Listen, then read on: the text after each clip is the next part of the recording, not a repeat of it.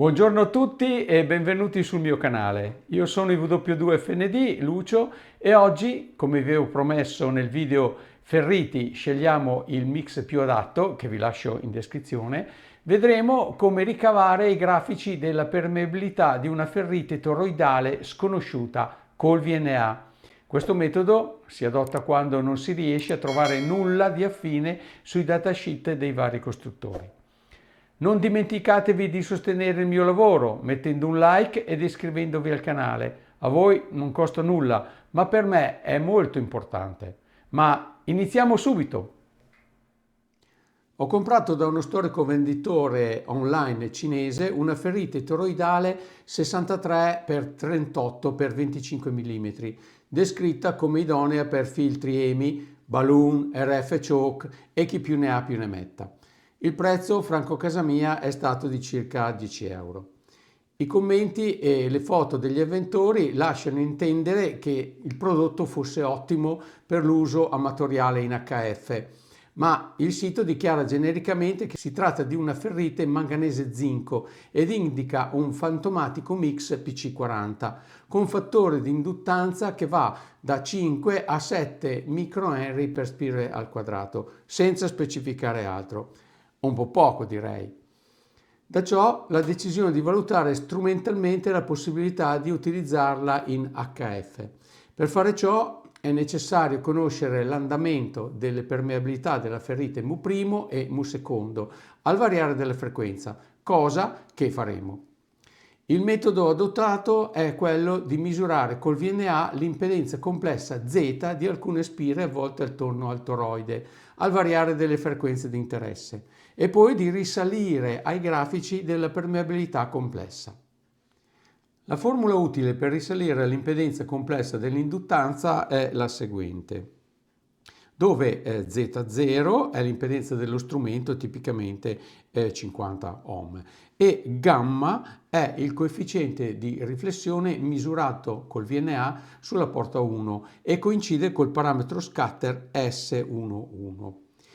Il coefficiente di riflessione gamma è un numero complesso fatto da parte reale e da parte immaginaria. La parte reale la indichiamo con gamma con R e la parte immaginaria con gamma con I. Il legame che c'è tra gamma con R e gamma con I e il coefficiente di riflessione è questo qua. Se sostituiamo nell'equazione dell'impedenza, questa qui, il coefficiente di riflessione, questo qua, ed esplicitiamo la parte reale e la parte immaginaria X ed R dell'impedenza, si ottengono le seguenti formule pratiche, questa qui e questa qui. Credeteci. Dalla formula dell'induttanza di un toroide possiamo ricavare i parametri Mu' e Mu' in funzione rispettivamente della reattanza X e della resistenza R dell'impedenza vista prima. In queste formule compare L con I, e che è l'induttanza misurata con un LCR meter a 1 kHz, e compare Mu con I, che è la sua corrispondente permeabilità misurata anch'essa a 1 kHz, dove il pedice I sta per iniziale. Infatti, la permeabilità iniziale è composta dalla sola componente Mu', perché a 1 kHz Mu' è pressoché 0. La formula che lega la permeabilità iniziale all'induttanza L con I e ai parametri fisici del toroide è la seguente. Se qualcuno non ci crede e vuol farsi del male, gli lascio in descrizione la dimostrazione del come sono state ricavate le equazioni precedenti. Vi avverto però che bisogna conoscere il calcolo infinitesimale. Come vedete, le formule sono abbastanza complesse, quindi dovremo correre ai ripari. Ho preparato appositamente un foglio Excel che vi lascio in descrizione, che permette di calcolare la permeabilità iniziale di un avvolgimento di n spire avvolte sul nostro toroide sconosciuto, del quale avremo misurato le sue dimensioni fisiche e l'induttanza Li dell'avvolgimento misurata con un LCR meter a 1 kHz.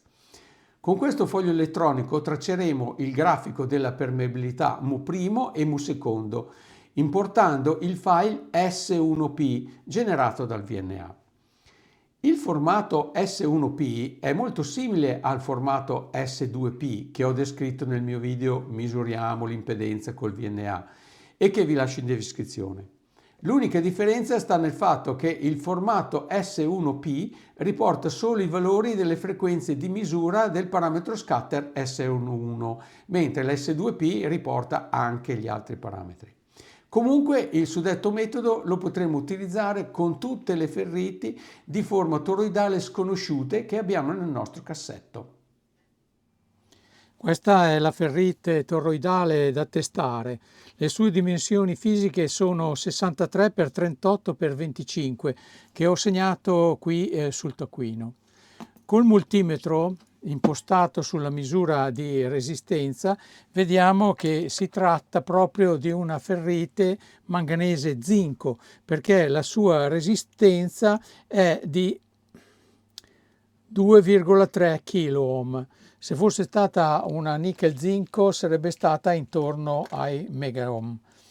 Il fatto che si tratti di una ferrite manganese zinco ci indica già che la sua permettività è piuttosto elevata ed è limitata alle basse frequenze, ma ora lo vedremo. Ho avvolto 11 spire di filo AVG 20 rigido, stando attento a ricoprire bene tutto il toroide e a fare l'inversione per ridurre le capacità parassite. Col mio LCR meter misuro l'induttanza complessiva a 1 kHz, leggiamo 1285,8 microhenry, dato che scriviamo qui sul taccuino. L uguale a 1285,8 microhenry. Prepariamo il VNA per poter misurare il parametro scatter S11 dell'induttore che abbiamo appena misurato.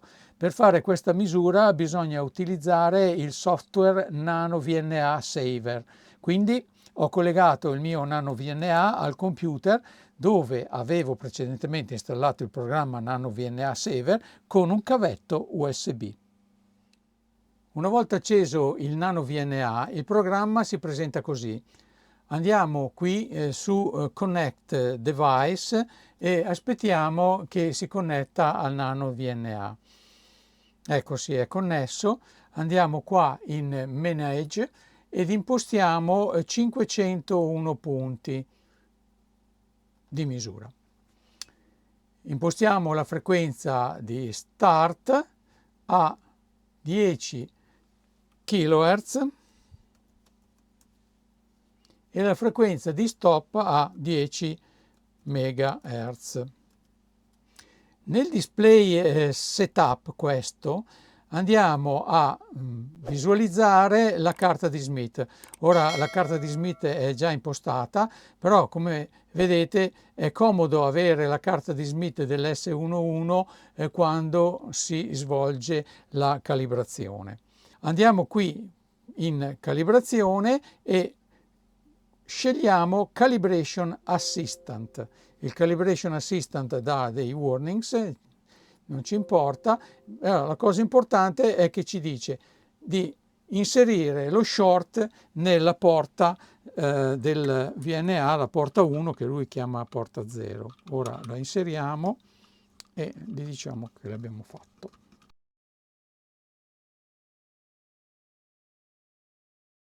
Ora è il momento dell'open, facciamo la stessa cosa.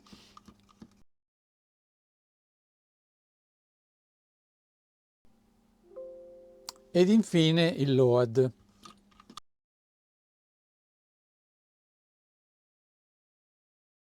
Ecco, a questo punto la calibrazione SOL è finita e diciamo apply. Lanciamo una scansione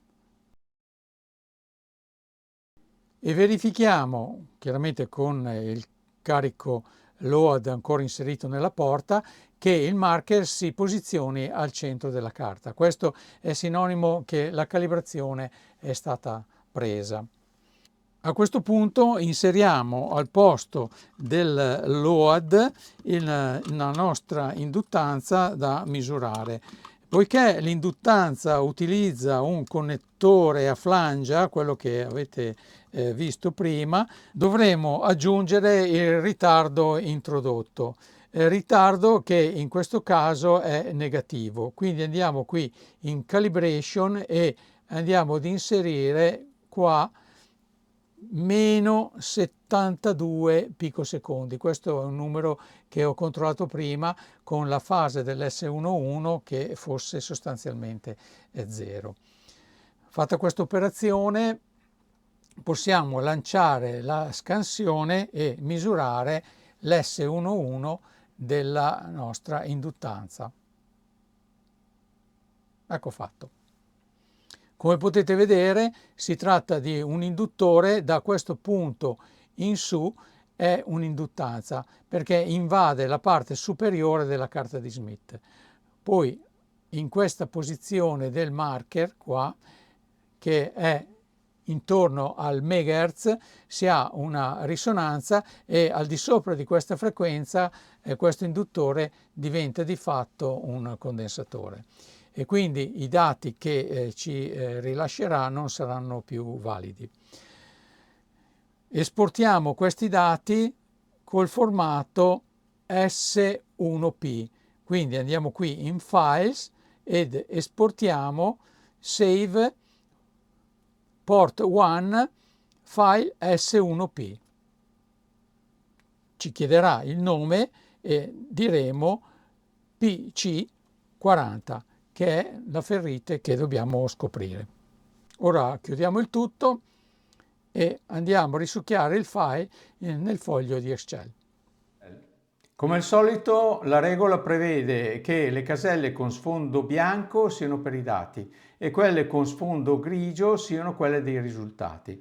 State attenti perché il foglio di calcolo non è protetto da password. Inseriamo l'impedenza caratteristica del VNA 50 ohm, il diametro esterno, il diametro interno e l'altezza del toroide che abbiamo misurato col calibro o preso dal datasheet. Inseriamo il numero di spire a volte e l'induttanza iniziale che abbiamo misurato con l'LCR meter di 1285,8 microhenry. Subito ci appare nella casella incorniciata B8 la permeabilità relativa iniziale 4204. Ora viene il difficile, dobbiamo importare il file SP1 nel foglio di calcolo. Scegliamo File, Apri, poi Sfoglia, tutti i file, non tutti i file di Excel, ma tutti i file. Cerchiamo il formato S1P, questo qua, PC40 S1P, e pigiamo Apri. Si apre una nuova finestra che ci guida all'importazione. Scegliamo delimitato che è già impostato, avanti, il delimitatore è lo spazio, avanti. Qui lasciamo formato generale, ma in avanzate andiamo a cambiare la virgola col punto e il punto con la virgola. Pigiamo OK e fine. Ecco, si apre una nuova sessione di Excel con i dati presenti nel file S1P. Noi dovremo copiare e incollare nella sessione precedente le 3 colonne di dati in questo modo qua. Selezioniamo, CTRL-C e andiamo nella sessione precedente e li incolliamo in questo punto qua all'inizio, CTRL-V. Esaminiamo i risultati prima di vedere il grafico. Vedete, la permeabilità mu' è molto alta alle basse frequenze, ma intorno ai 1300 kHz la reattanza diventa negativa. Ciò vuol dire che l'induttore ha superato la frequenza di autorisonanza ed è diventata una capacità, perché le capacità parassite hanno preso il sopravvento. per cui oltre la frequenza di autorisonanza i valori rilevati non hanno più senso e potremmo anche cancellarli. Passando al grafico, vedete, se apparisse un warning che avverte che alcuni valori sono negativi, è perché la scala logaritmica non può convertire valori negativi ed è sinonimo che ci siano dei valori senza senso. Ho dovuto rifare un'acquisizione partendo da 100 kHz perché il nano VNA dai 10 kHz ai 100 kHz dava dei valori molto ballerini. Quindi ho rifatto un'acquisizione partendo da 100 kHz e questo grafico qua non rispecchia i valori che abbiamo misurato prima.